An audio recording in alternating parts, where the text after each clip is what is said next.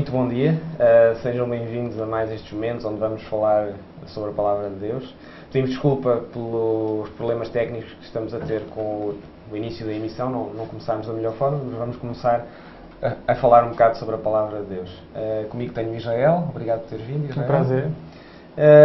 E vamos começar a falar de um novo tema neste trimestre. Vamos falar sobre missionários.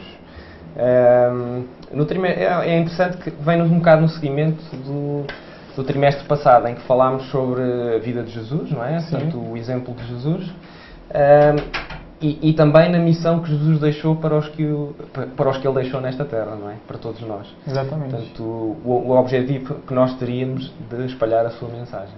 É como se fosse uma continuação, então, É uma Ministério sequela. de Jesus. Mas, curiosamente, quer dizer, podemos começar a falar um bocado sobre o que é uma missão. É uma palavra muito utilizada em termos militares ou coisas parecidas, não é? Portanto, quer dizer, aliás, se formos ao dicionário, quer dizer alguém que é enviado a fazer alguma coisa, não é? Cumprir algum objetivo. A cumprir um objetivo, portanto, com um objetivo específico. E neste caso é espalhar o amor de Deus e falar no plano que Deus tem para todos nós. E aí o nosso guia de estudos, para iniciar, né, todo esse trimestre que vai abordar a missão, o fato de devemos ser missionários, começa obviamente por aprofundar um pouquinho nesse início de tudo, ou seja, o objetivo, como foi apontado, é levar o amor de Deus, levar a solução de Deus para o pecado. Mas antes disso a gente pode entender um pouquinho melhor a origem do pecado, né, e a origem dessa solução.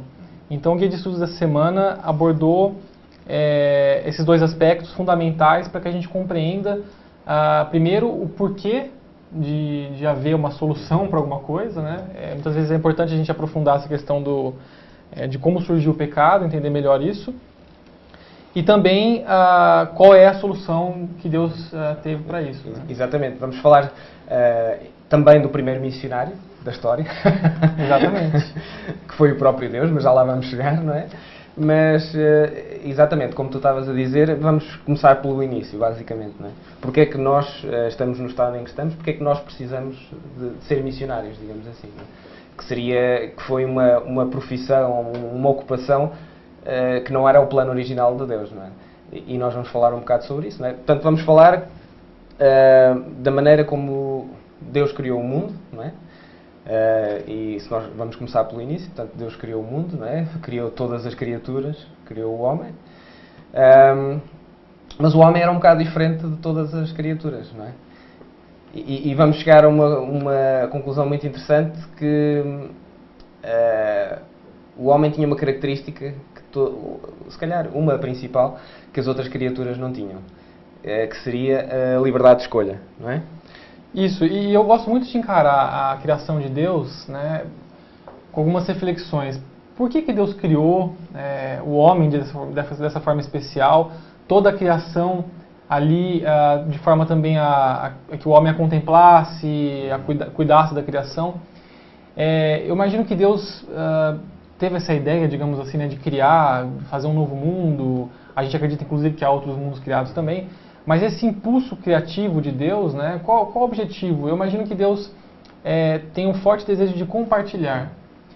Eu imagino que Deus, sendo três em um, né, Deus Pai, Deus Filho e Deus Espírito Santo, eternamente, sempre foi assim, há uma relação de amor, a gente não consegue entender muito bem isso, né, uma relação entre a própria divindade, não sei, mas há um estado de amor, de alegria no próprio Deus, que ele decidiu compartilhar com seres criados. Então é interessante a gente notar que Deus cria o mundo e dá a oportunidade de, da mesma forma que ele cuida do universo, cuida dos seres criados, ele compartilha um pouquinho esse gosto, digamos assim, esse gostinho de cuidado, colocando então a criação aos cuidados do homem. E diz, você agora vai cuidar desses outros seres que não tiveram esse privilégio, digamos assim, como o homem teve, né?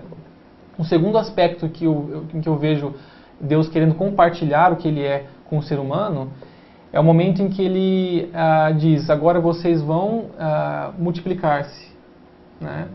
Adão e Eva. Ou seja, da mesma forma que Deus cria, ele dá o privilégio do ser humano também procriar, né? Como se fosse criar.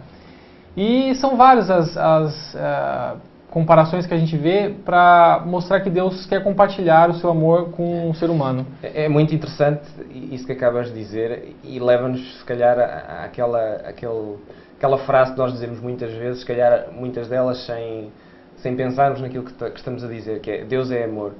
E realmente não há prova nenhuma maior do que esta, que é a maneira como Ele cria seres, mas seres que são livres de o amar, não são seres que são obrigados a amá-lo, não é? Muitas vezes nós quando isto é uma comparação um bocado básica, mas nós quando arranjamos um animal de estimação, não é?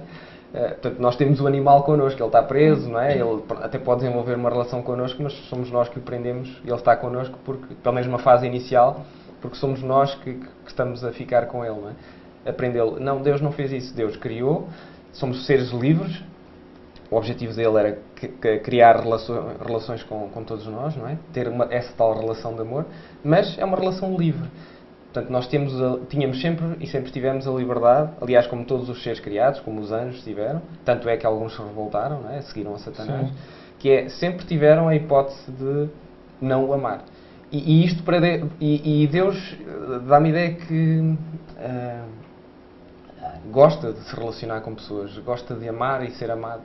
E esse exemplo que tu deste com a Trindade é o maior exemplo deles todos, não é? A relação que eles têm entre eles é um exemplo daquilo que eles também querem fazer com todos os outros, é amar. Está na essência. Na essência, né? Exatamente. É uma característica deles mesmo. Aliás, um outro compartilhamento que eu acabei nem citando, eu até citei aqui algumas vezes em lições passadas, essa questão, acho que é importante repetir hoje. Citei a questão do homem cuidando da natureza assim como Deus cuida, ou seja, Deus compartilhando essa oportunidade com o homem. Também o ato de conseguir gerar novos seres, né, que é da mesma forma que Deus cria, claro, na proporção humana. E o terceiro, que tem exatamente a ver com o que você colocou, que é muito interessante também, é a possibilidade de o homem e mulher se tornarem uma só carne. Da mesma forma que Deus é 3 em 1, o ser humano também pode se tornar 2 em 1, digamos assim, porque ele tem essa oportunidade de se tornar uma só carne, o homem e a mulher. Então, de fato, a palavra compartilhar hoje em redes sociais, enfim, é uma palavra muito até na moda, né? Mas eu acho que isso é uma palavra que define mesmo a essência divina. Deus quer compartilhar o seu amor inerente, né, com o ser humano. E a questão do livre-arbítrio é essencial, da liberdade moral de escolha é essencial para que haja essa relação de amor, né? E aí a gente vai ver que Satanás foi tocar bem nesse ponto a respeito do âmbito moral de mal e bem, né? Como você colocou, alguns anjos, a gente sabe que pela Bíblia que no céu já houve uma rebelião, né? Lúcifer acabou convencendo alguns anjos a contrariarem a Deus, né? E aí iniciou-se um grande conflito que vem reverberar aqui na Terra recém-criada, né? Exato. Mas acho curioso que aquilo que acabas de mencionar, portanto, Lúcifer rebelou-se, isto é, Lúcifer, que era considerado o servo número 1 de Deus, não é? Tinha a liberdade para dizer que não concordava com o seu Criador também. Portanto, Deus deu a todos os seres essa possibilidade. E como tu estavas a dizer bem, realmente Lúcifer rebelou-se, levou para o seu lado muitos dos anjos, lá está, e então fez uma espécie de uma digressão por todos os mundos criados para tentar expor o seu ponto de vista e para tentar eventualmente levar mais aliados para a sua causa, digamos assim, não é? E então chegamos à Terra, não é? Portanto, e isto é muito curioso, que a maneira como Deus respeitou esta rebelião, não é? Deus poderia ter acabado com ela. Aliás, Deus onisciente poderia nem ter criado Lúcifer, mas mesmo exatamente, assim, uma coisa que a gente tem que entender também. Lúcifer, né? E a Terra também, exatamente. Isso é outra história, não é? Lá está, revela um bocado também esse amor que ele tem, não é? E que engloba também em si o respeito pela liberdade dos outros, não é? E isto é uma coisa para nós muitas vezes até difícil de compreender, mesmo para nós. Porque nós somos os primeiros a falar em liberdade em todos os dias, é preciso haver liberdade, mas quando essa liberdade nos afeta a nós de uma maneira negativa, nós perguntamos, mas porquê é que isto acontece, não é? E agora, se calhar, vamos falar um bocado sobre isso, essa questão da liberdade de escolha e das vantagens e das desvantagens que ela trouxe e nos traz hoje em dia também. E vamos começar, se calhar, sobre Adão e Eva. Portanto, eles tinham liberdade, Deus disse-lhes, vocês podem comer tudo, podem fazer, deu-lhes qual era a sua responsabilidade no jardim, mas só lhes deu uma coisa que eles não poderiam fazer, que era comer um determinado fruto de uma determinada árvore, não é? E isto é muito interessante, porque nós podemos pensar, Deus sabia que iria dar duas hipóteses de escolha a Adão e Eva, não é? Nós podia ter posto tipo a árvore da ciência do bem e do mal muito longe, ou pelo menos dificultar um bocado o acesso, para que fosse um bocado difícil. Deus podia ter condicionado as coisas de maneira a que não fosse tão fácil eles caírem em tentação, não é? Mas Deus não fez isso. Deus deu-lhes todas as hipóteses, ou de seguirem-no a Ele, de igual forma, digamos assim, ou então seguir a Satanás, não é? E nós já sabemos o que é que aconteceu depois, não é? E essa opção, essa liberdade que Deus deu, né, e dá a todos os seres criados, ela, se a gente for analisá-la, ela tem um forte caráter moral, né? Ou seja, você é livre para aceitar ou não esse reino que é de acordo com o meu caráter, né? Ou não. E é interessante que esse nome da ciência do bem e do mal, ele tem a ver com, o nome que foi dado à árvore tem a ver com a tentação que Satanás fez, né? Porque Satanás atacou exatamente nesse âmbito moral. O que ele chegou a dizer, o que ele disse para Adão e Eva, né? Na verdade, para Eva, primeiro. Você vai ser mais do que você é. E você vai conhecer como Deus conhece o bem e o mal. Ou seja, ele quis mostrar que haveria um pouco mais a ser feito, um pouco mais de liberdade, de conhecimento. E Eva caiu. Essa questão do livre-arbítrio, eu confesso que há alguns anos, quando eu era adolescente, enfim, eu tinha um pouco de dificuldade de entender a questão do livre-arbítrio versus a liberdade. E graças a Deus, Deus me mostrou o porquê esse livre-arbítrio não é, na verdade, uma liberdade absoluta. O que eu quero dizer com isso? A opção que Adão e Eva tinham, qual era? Não comer do fruto e viver eternamente, ou comer do fruto e morrer. E aí eu pensava, mas então a outra opção é morrer, né? Então, na verdade, não é uma liberdade absoluta, porque de fato eu vivo nesses parâmetros, ou eu morro. Mas se a gente for analisar, como você bem colocou hoje, na própria sociedade, né, eu venho da área do direito, enfim, se todos tivessem uma liberdade de serem onipotentes, digamos assim, fazerem o que quisessem, né, essas liberdades afetam a liberdade dos outros. E aí não há liberdade. Ou seja, se eu vivo numa sociedade em que todos podem fazer o que quiserem, né, eu posso chegar na casa de alguém e roubar os bens da pessoa, matar as pessoas, e elas podem ir na minha casa e fazer o mesmo. Nas próprias leis humanas há um equilíbrio dizendo o seguinte: você não pode ir até determinado ponto para que a outra pessoa também não venha a esse ponto e atrapalhe a sua liberdade, né?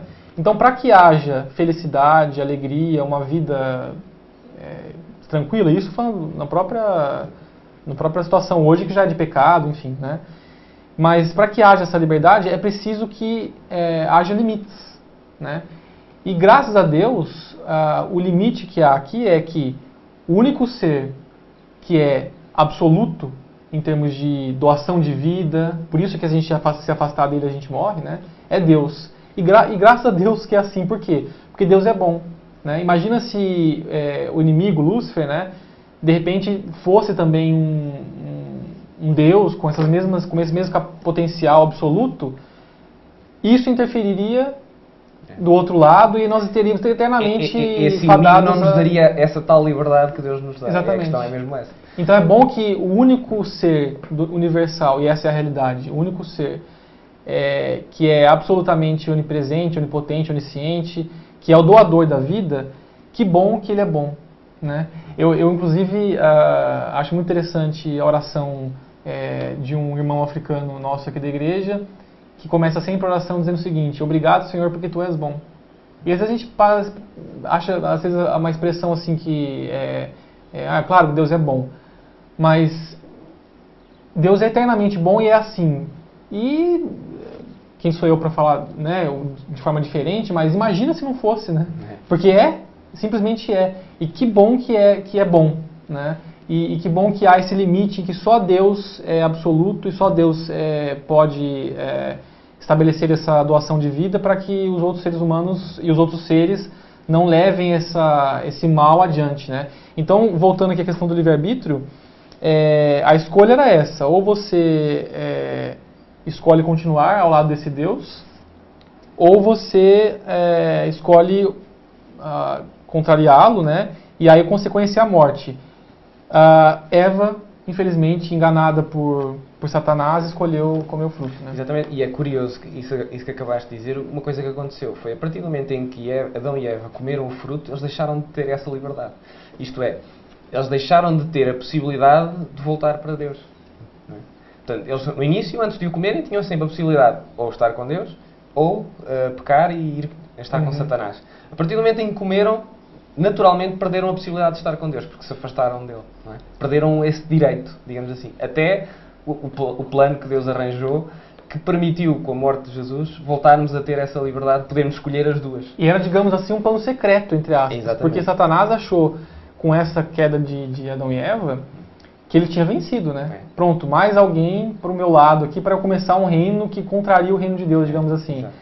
Mas aí, a gente sabe pela Bíblia que antes da fundação do mundo, dentro do próprio contexto da Trindade, ou seja, nenhum anjo, ninguém sabia disso, já havia sido planejado uma alternativa. Isso é algo muito interessante, não é? Porque nós pensamos, Deus, Criador Supremo. Aliás, eu quando faço alguma coisa que corre mal, por exemplo, estou a construir alguma coisa e corre mal, eu destruo e volto a construir outra vez até que corra bem, não é?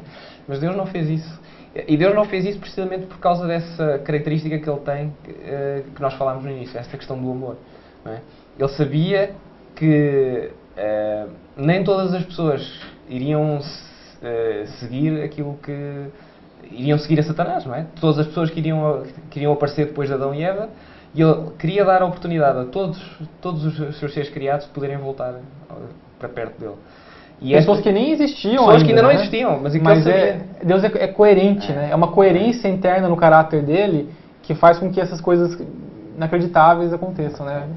E é muito interessante. Eu queria só falar um bocado também, já estávamos a falar da questão da liberdade de escolha, e nós, do livre-arbítrio, e nós muitas vezes, é muito engraçado, porque nós falamos com pessoas que não são religiosas, ou não, e um dos primeiros pontos que eles dizem para que Deus não existe é o mal que acontece. O que é muito interessante é que o mal que acontece é causado por nós.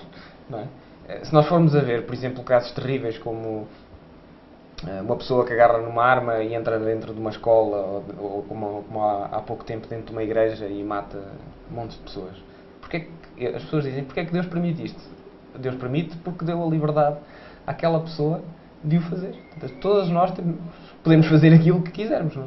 Agora, a questão é, a liberdade dessa pessoa influenciou, como estavas a falar, na liberdade dos outros. Não é? E eu diria que quase todo o mal que acontece, inclusive as catástrofes naturais, que muitas vezes nós nem sabemos a influência que nós temos nelas. Não é? Nós sabemos hoje cientificamente que muito do que as alterações climáticas que estão a acontecer são culpa nossa. Não é? Mas pronto, muitas destas coisas são resultado da nossa liberdade e da possibilidade que nós temos de fazer aquilo que nos apetecer, basicamente. Exatamente. Essa questão ambiental já me recorda a tentativa de restauração, né?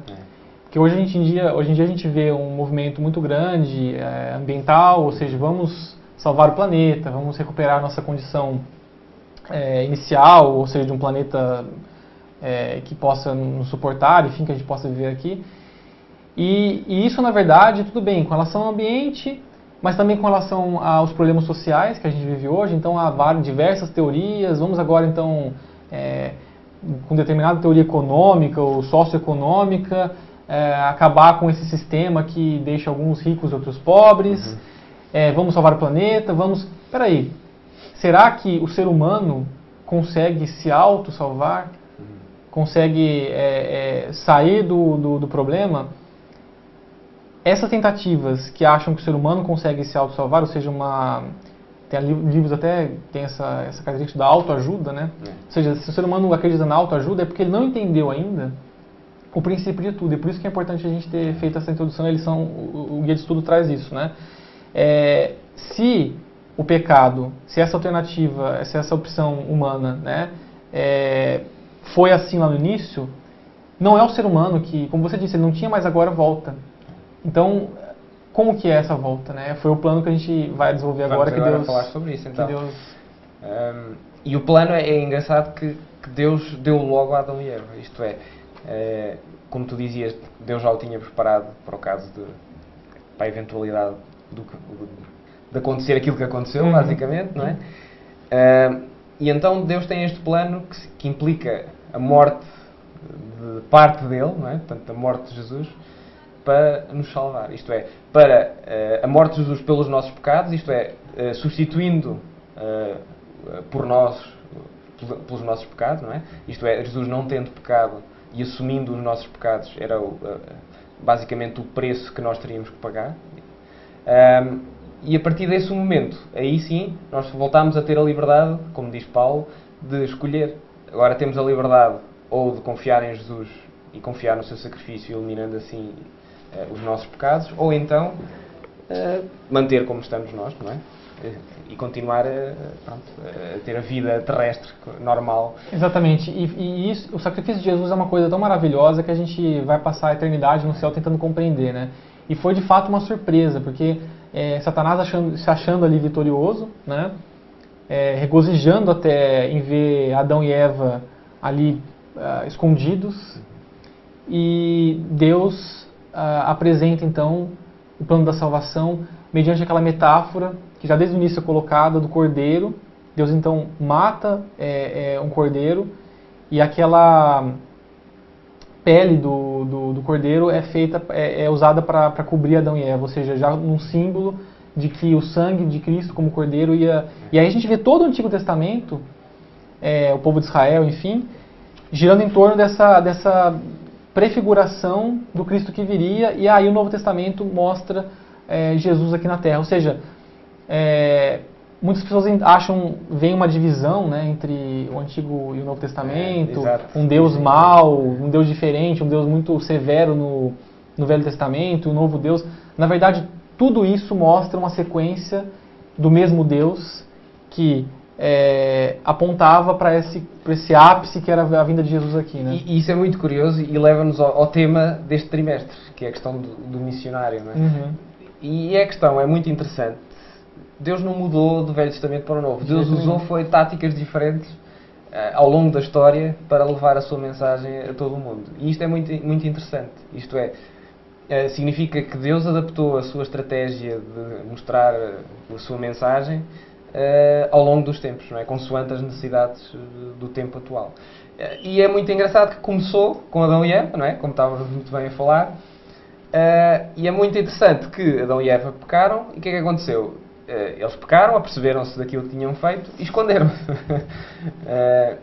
E o mais engraçado disto tudo é que Deus tomou a primeira iniciativa de ir ter com eles. É por isso que, na verdade, Deus, quando toma a iniciativa, vai buscá-los e apresenta uma solução, ou seja, tem um objetivo ao ir ao encontro dos seres humanos. É por isso que ele é encarado aqui no Guia de Estudos como o primeiro missionário, né? Exatamente. Deus toma sempre o primeiro passo. E isto é algo que nos devia animar sempre. Muitas vezes, quando nós estamos mais tristes ou achamos que não temos hipótese, não temos salvação possível, é Deus sempre que vem ter connosco e que nos diz não, há sempre uma solução para ti, não é? Basta confiares em mim. E foi isso que ele fez com Adão e Eva, não é? Adão e Eva sabiam que não tinham hipótese. O que eles tinham feito, eles aperceberam-se ali claramente que o que eles tinham feito tinha sido muito grave, não é? E esta atitude de se esconderem é uma atitude muito normal muitas vezes connosco, não é? Nós achamos que fizemos uma coisa tão má que não temos salvação possível. E Deus tem sempre esta iniciativa, esta atitude de vir ter connosco, não. Eu tenho uma solução para vocês, não é? Existe sempre uma solução. E a solução é sempre Cristo. Não é? E o interessante é que Deus foi o primeiro missionário, digamos assim, ao levar essa boa notícia, né, que a gente chama de evangelho, as boas novas hoje, que já estava desde o princípio aqui, né, o Cordeiro representando Cristo. Exatamente. Mas Deus foi o primeiro por levar isso logo depois do pecado.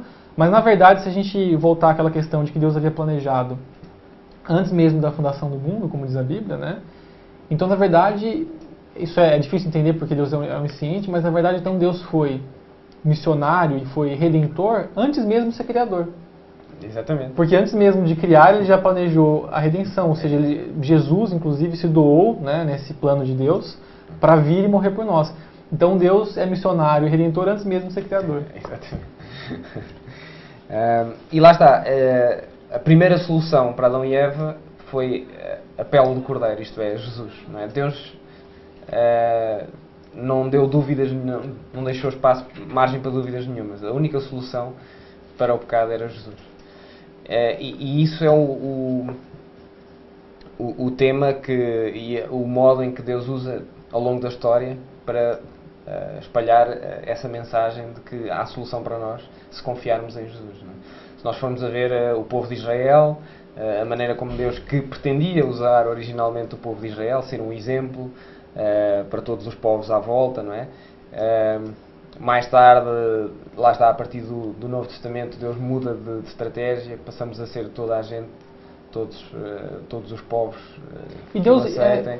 Portanto, Deus vai usando várias estratégias diferentes ao longo do tempo para nos trazer E Deus muda, na verdade, por culpa nossa, né? É como se fosse aquela história, a gente costuma ter a expressão de o plano B, né?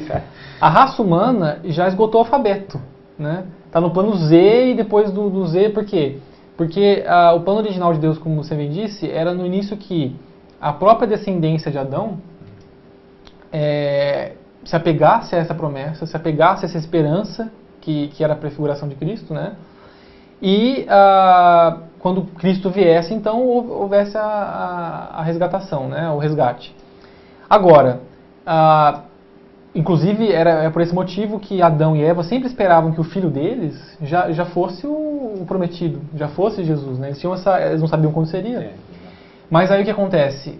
Caim, que é um dos filhos o primeiro filho de Adão e Eva, infelizmente mata o irmão, né?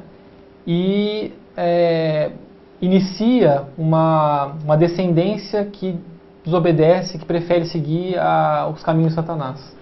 E aí a raça humana vai se dividindo, infelizmente a maioria vai seguindo o plano de Satanás e alguns poucos permanecem nessa esperança divina. E aí entra então o plano B, o plano C, até que chega o povo de Israel, já num contexto em que o mundo todo está distante de Deus, mas Deus chama um homem fiel, Abraão, e aí o plano de Deus para esse povo é qual? Vocês vão estabelecer num local estratégico, ali no Meio Oriente, né? Médio Oriente, e todos os povos, vendo que vocês, ao meu lado, vão ter sucesso, vão ter força, vão estar bem estabelecidos, eu vou abençoar vocês, os povos vão olhar para vocês e vão ser atraídos e vão querer conhecer a fonte desse sucesso, né? E vemos que isso aconteceu em alguns períodos curtos da história de Israel, não é? Exatamente. Salomão, por exemplo. Exatamente. E aí o povo de Israel também não cumpre esse plano. E aí vem o outro plano de Deus. Então essas mudanças de Deus, na verdade, são apenas adaptações às falhas nossas, né? E aí a gente vê nesse processo em que o ser humano vai afundando e Deus resgatando, e há sempre um remanescente, né, que permanece fiel a Deus. A gente vê que a luz de Deus, isso é uma forma também muito importante de analisar a diferença, ou a continuidade entre o Antigo Testamento e o Novo Testamento, é que a luz de Deus foi progressiva. Um povo, inclusive o povo de Israel, depois de sair do Egito, um povo e a raça humana em geral, tão afundada no pecado, que se Deus de repente jogasse toda a luz que havia, ou seja, toda a revelação a respeito do plano da salvação, o povo não ia compreender, né? Então Deus vai aos pouquinhos, e é por isso as diferenças que muitos apontam, né? Por que na época ali do Antigo Testamento se faziam determinadas coisas e depois... Porque Deus não tolerava e não tinha como despejar o facho de luz. Hoje em dia a metáfora é simples, se você coloca um farol no seu olho, você fica cego. Então a luz, a cortina da janela tem que ser aberta aos pouquinhos, né? Até que a revelação de Cristo no Novo Testamento é completa e, infelizmente, até hoje, na época, também muitos não aceitam, né? É verdade. A maneira como Deus foi mudando um bocado o seu plano tem tudo a ver com isso. Tem a ver com a nossa culpa, né, basicamente, e a maneira como era possível, não é? Respeitando, lá está, a liberdade dos povos e das pessoas, não é? Conseguir fazer esse trabalho. Não é? Por isso é que muitas vezes nós vemos a maneira como Deus teve de agir no Velho Testamento de uma forma mais direta, não é? Deus teve que intervir em alguns casos, inclusive no dilúvio, por exemplo.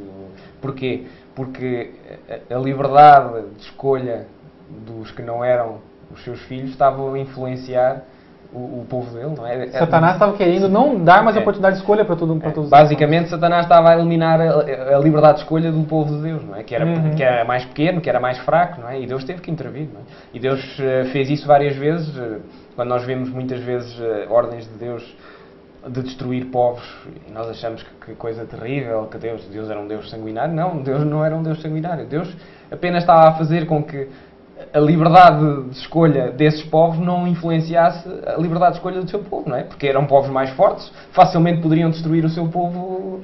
E aí já foram juízos também pontuais. E Deus tinha a clara noção de que esses povos já estavam completamente além de ouvirem a razão e de ouvirem de poderem um dia seguir o seu... Ou estarem com Deus um dia, não era opção deles. E nós vimos que aconteceu o contrário em alguns casos, como por exemplo Nínive, não é? Que era um povo terrível e que Deus conseguiu, através de um homem que hesitava para o fazer, não é? Mas Deus conseguiu fazer com que eles voltassem atrás e seguissem a Deus, não é? Agora, Deus no Velho Testamento, em alguns casos, teve que impedir que o seu povo fosse completamente erradicado, porque Satanás estava a trabalhar com os outros povos para o destruir. Esses juízos pontuais de Deus, que na verdade são juízos pontuais de Deus, nesses casos mais específicos, né? Satanás usa as pessoas às vezes para apontar e falar, olha, o que Deus fez. Na verdade, é o que Satanás fez, iludindo essas pessoas, e elas aceitaram depois conscientemente essa separação de Deus. E aí, nesses casos pontuais, Deus agiu da mesma forma que ele agirá no final da história. E as pessoas querem esquecer disso, né? Olha que... Esse é o final da história, ou seja, aqueles que não optam por estar ao lado de Deus, no final também serão destruídos, mas não por um ato um ato mal de Deus, pelo contrário. Deus respeitou até o momento, nesses casos específicos, e no final, até o momento final, respeitou a liberdade de opção, né, que esses seres humanos têm, e o próprio ato de juízo, né, final e pontual também nesses casos, é um ato de bondade. Por quê? Porque ele demonstra o respeito de Deus, e tudo bem, se você não quer viver comigo, sua vida então termina. E não é só nesse sentido, isso é verdade o que estás a dizer, mas é um próprio ato de amor para com essas pessoas, porque se nós... Todas as informações que nós tínhamos desses povos eram pessoas terríveis que se causavam mal a eles próprios, sacrificavam crianças, eram civilizações completamente, dizendo isto de uma maneira simples, do piorio mesmo, eram pessoas que causavam mal entre eles próprios, não é? E até aí podemos ver a misericórdia de Deus. A maneira como, por exemplo, uma das consequências do pecado foi... nós sabemos através da Bíblia, não é? Nós temos a genealogia, como as pessoas começaram progressivamente a viver menos. Isto é, as vidas, a duração das vidas originalmente... Ou depois do pecado era perto de 1000 anos, era 1000 anos, 700, 800... Aliás, só um detalhe aqui, interessante que a gente vê Matusalém lá, se não me engano, 960 e 99 anos, Adão viveu 930 anos, e aí a gente fala, nossa, né, quase 1000.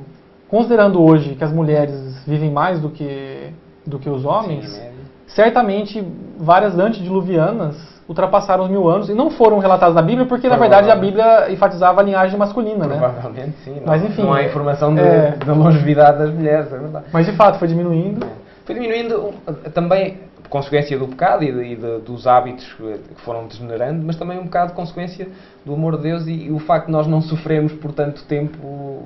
Imaginem Deus não quer eternizar o sofrimento. Deus não quer que o percurso, esta vida nesta terra de pecado, basicamente, uma terra imperfeita, seja muito longo para não sofrermos também durante Aliás, a muito tempo. própria expulsão, né, a palavra é forte, mas a própria expulsão, entre aspas, de Adão e Eva do paraíso.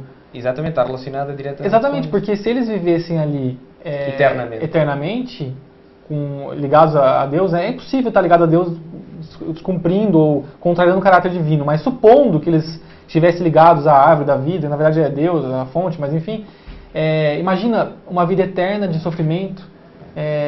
Deus é bom ao não permitir isso, né? Não é isso que Deus pretende para nós. Né? Exatamente. Agora chegamos àquele ponto que é o que Deus quer, a mensagem que Deus quer que nós façamos também hoje em dia, não é? E é muito curioso que Jesus deu um exemplo muito interessante sobre o que é que nós deveríamos fazer, aliás, nos últimos tempos que Ele esteve nesta terra, o que é que nós deveríamos ser para o mundo. E Ele usa uma expressão muito interessante que é nós deveríamos ser o sal da terra e a luz do mundo. E eu sempre ouvi isto, pronto, tudo bem, o sal dá sabor, pronto, faz sentido, mas nunca tinha pensado na maneira como qual é o sentido destas duas expressões. E quando nós falamos em sal da terra, não é? Portanto, o sal que devíamos dar sabor, um sabor especial às pessoas que nos rodeiam, isto implica nós estarmos entre as pessoas, não é? E isto é uma coisa que eu nunca tinha pensado neste sentido, que é o exemplo daquilo que nós fazemos, o estar inseridos na sociedade e ser pessoas diferentes, não é? Porque o sal, são duas metáforas até que se complementam, né? Exatamente. Porque a luz é uma coisa, teoricamente, um fenômeno externo, né? É algo que se leva a uma entidade externa, não é? Exatamente. E o sal, ele na verdade age misturando-se. E é interessante essa questão do sabor, né? Porque na verdade o sal, ele obviamente tem esse que a gente conhece como sabor, mas a característica dele na verdade é realçar o sabor dos alimentos, né? Então muitas vezes você sente mais o sabor do alimento porque ele está com sal. Isso me lembra também a questão de Deus resgatar o ser humano, né? Deus vê no ser humano o que ele pode ser, o que ele deveria ser originalmente, e não é mais por conta do pecado, por conta da escolha ruim. Então, esse dar gosto, o sal dar gosto, é também no sentido, a gente pode entender também no sentido de Deus recuperar esse plano original para cada ser humano, né? O gosto original de cada ser humano, que ficou apagado pelo pecado, agora pode ser realçado com sal, se nós formos esse sal, né? Ou seja, na verdade, o ser humano não pode ser o sal, né? O missionário, na verdade, ele só carrega. Então, na verdade, esse gosto é o sacrifício de Jesus, é a perspectiva de uma vida eterna novamente, que nós, na verdade, carregamos, né? É precisamente isso, é viver isso, não é? E muitas vezes nós estamos preocupados em ter o conhecimento e em estudar, em aprender, em poder até falar aos outros sobre o amor de Jesus, mas muitas vezes nós esquecemos em viver esse amor de Jesus, não é? E esta questão do sal tem a ver com isso, tem a ver com aquilo que nós mostramos naturalmente, não é? A nossa vida, a maneira como nós tratamos os outros, a maneira como nós nos relacionamos, não é? E nós muitas vezes estamos tão absorvidos no outro fator, na questão de espalhar a mensagem. Muitas vezes até trabalhamos muito para isso, não é? Até nos esforçamos muito para isso, mas esquecemos de ter essa relação com Deus. Lá está. O sal não vem de nós, não é? Este sal vem de Deus. Não é? Aliás, eu acho uma outra metáfora interessante, mais moderna, né? Essas são atemporais, intemporais, claro, mas uma que com a qual a gente tem contato hoje, Quando você voa de avião, viaja de avião, nas instruções prévias ali para uma possível emergência, é dito o seguinte: em caso de despressurização da cabine, máscaras cairão à sua frente, né? E aí qual é a instrução? Antes de ajudar quem está do seu lado, uma criança ou alguém, coloque primeiro a máscara em você e depois auxilie. Por que isso, né? Porque se você quiser ajudar alguém que está do seu lado, uma criança, enfim, sem a máscara, você provavelmente vai apagar por conta da falta de oxigênio, a criança e outra pessoa também, e os dois vão morrer, né? Ou vão sofrer graves consequências. Então, a fonte do oxigênio, você tem que estar ligado primeiro, você, à fonte do oxigênio, para que depois você ajude as outras pessoas. Então, às vezes, a gente esquece disso, né? Vou começar a testemunhar. Testemunhar o quê, se você não tem uma relação com Deus, né? Então, isso é realmente o princípio. Mas, em relação ao comportamento também, a gente citou aqui no início as tentativas humanas de salvar o planeta em termos ambientais. As teorias sociais de salvar o planeta e as desigualdades, humanamente falando, né? E aí a gente pensa assim, nós como cristãos, como salos do mundo, devemos apontar e mostrar para o mundo que o mundo vai acabar, que Jesus vai voltar e vai restaurar o mundo. Isso quer dizer que a gente não precisa cuidar do meio ambiente, que a gente não precisa de forma alguma, não. Nós precisamos cuidar do meio ambiente como criação de Deus, como respeito à criação de Deus. Precisamos, e Jesus foi muito enfático nisso, né, ajudar os pobres, doar, compartilhar com os pobres, não permitir que haja pobres a depender do nosso alcance, né? Mas a diferença é o seguinte: nunca achando que as nossas ações em relação à desigualdade no mundo, em relação ao meio ambiente, têm algum resultado absoluto no final, achando que o ser humano consegue chegar a uma solução, né?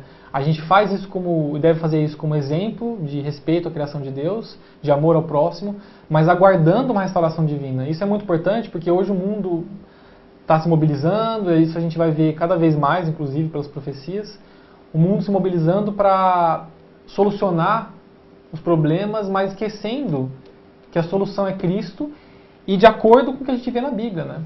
Sim, faz parte da nossa responsabilidade, não é? A criação, embora corrompida pelo pecado, ainda é a criação de Deus, não é? Claro. A nossa responsabilidade ainda é a mesma, não é? Embora com as falhas, com o pecado trouxe. Mas com a expectativa. Agora, exatamente, a expectativa final é sempre essa, não é? E essa deve ser a nossa preocupação final, não é? Aliás, o reino de Deus está a vir, não é? O próprio Jesus o disse, nós temos que o anunciar às pessoas que nos rodeiam. Agora, a questão é se nós não vivemos essa expectativa, se nós não vivemos essa fé, essa maneira como, essa alegria, não é? Que nós devemos ter daquilo que Deus tem proposto para nós, não adianta nada estarmos a falar aos outros, não é? Se nós não temos entre nós essa esperança e essa vivência com Deus, porque basicamente nós estamos a falar do propósito original de Deus, como acabámos de falar, não é? Que é Deus quer ter relação connosco, queria ter quando nos criou e quer ter hoje ainda connosco e quer ter na eternidade connosco. Este é o grande objetivo de Deus. Tudo aquilo que estamos a falar de escolher a Deus ou escolher a Satanás resume-se a isto. Ou queremos ter uma relação com Deus e escolhemos a Deus e queremos ter a relação com Ele, ou então vamos escolher a Satanás e pronto, e teremos uma existência limitada nesta terra, porque nós já sabemos o que é que vai acontecer a esta terra quando Deus voltar, não é? Deus não pretende que o mal seja propagado, Deus não pretende que o sofrimento continue eternamente. Ele quer resgatar a condição de exatamente, e nós verificamos que cada vez mais hoje em dia o sofrimento está a intensificar-se, a corrupção moral está a aumentar, não é? E é curioso que Deus já falava nisto, não é? E são os sintomas que aconteciam quando Deus teve que destruir a terra por causa do dilúvio. Nós claramente vemos isso hoje em dia, não é? O mal está a espalhar-se a um ritmo muito rápido, não é? E nós vemos que isso aconteceu nos tempos de Noé. Porquê? Porque todo o mundo, toda a civilização estava ali junta, não é? Aliás, Deus Deus criou a questão das línguas, a questão da divisão um bocado também para isso, para impedir que o mal se espalhasse tão rapidamente. E hoje em dia, com a internet, com os meios de comunicação, nós aglutina-se de novo, né? Estamos aglutinados, embora estejamos separados geograficamente, nós estamos juntos através desses métodos, não é? E nós estamos a chegar rapidamente a esse ponto em que Deus vai ter que intervir, porque já não há esperança, já não há hipótese, não é?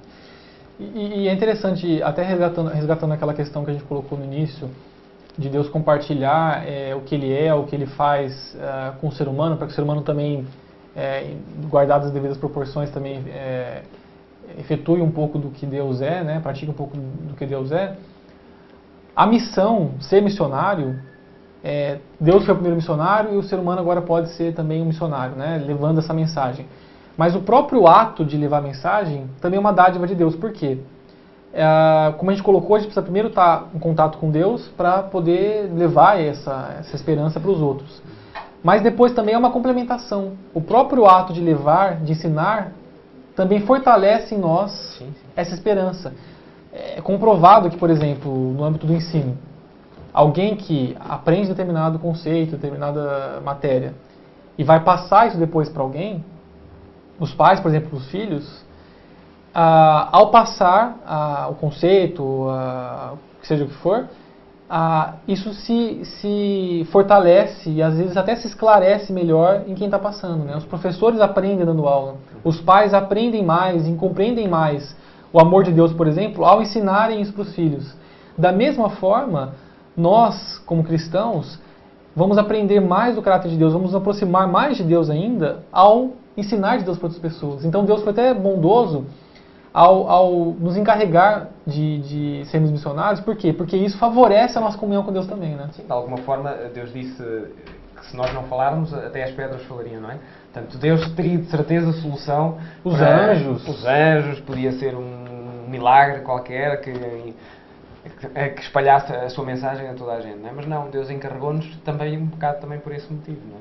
Nós estarmos envolvidos, nós estarmos interessados, faz também com que a nossa relação com Ele possa melhorar. Não quer dizer que melhor diretamente, não é? Pode haver pessoas, se calhar, que são grandes pregadores, mas se calhar não têm essa... Não, o início é esse, começa com... Mas depois a complementação. Se você inicia sempre esse é o correto com Deus, mas isso transborda para o testemunho, para a missão, e essa missão retorna benefícios para essa comunhão com Deus. É um círculo que começa... Agora, o que é certo é que Deus nos deu essa missão e cada vez mais é importante efetuarmos. Assim, da mesma forma como nós falámos que o mal se está a propagar rapidamente, também temos outras maneiras, e se calhar esta que estamos aqui a utilizar poderá ser eventualmente uma delas. Exatamente. Não é? Nós podemos também aproveitar esses métodos e esses meios também para o nosso objetivo, não é? Para espalhar a mensagem de Deus. E estamos a entrar em dias decisivos para a história da humanidade, em que esta indicação de sermos o sal da terra e a luz do mundo cada vez é mais importante, não é? Para nós. E nós aguardamos muitas vezes as profecias que apontam esse momento final, em que o Evangelho seria pregado a todo mundo, né? Então viria o fim. E a gente ouve falar das chuvas, né? Numa metáfora que haveriam de cair sobre o povo de Deus, ou seja, uma bênção maior, o Espírito Santo atuando de forma mais direta, assim como atuou no início da igreja, né? No Pentecostes com os discípulos.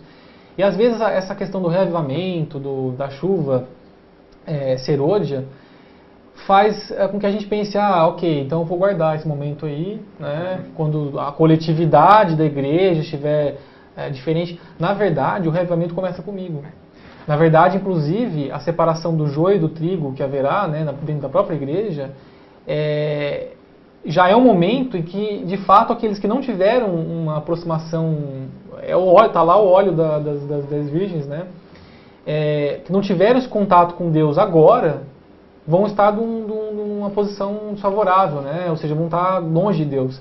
Então, o reavivamento, o momento de se apegar mais a Deus, de pedir, como disse Eliseu até, né, uma porção dobrada do Espírito Santo, é agora, e é individual. A gente não pode esperar uma coisa coletiva que atinja esses objetivos, né, proféticos. Nós muitas vezes corremos esse risco de Deus há de fazer um milagre qualquer, dar-nos um poder qualquer especial para nós fazermos esse trabalho. Mas a questão começa sempre pelo mesmo problema, muitas vezes, que é a nossa relação insuficiente com Jesus, ou muitas vezes mal temos relação com Ele, não é?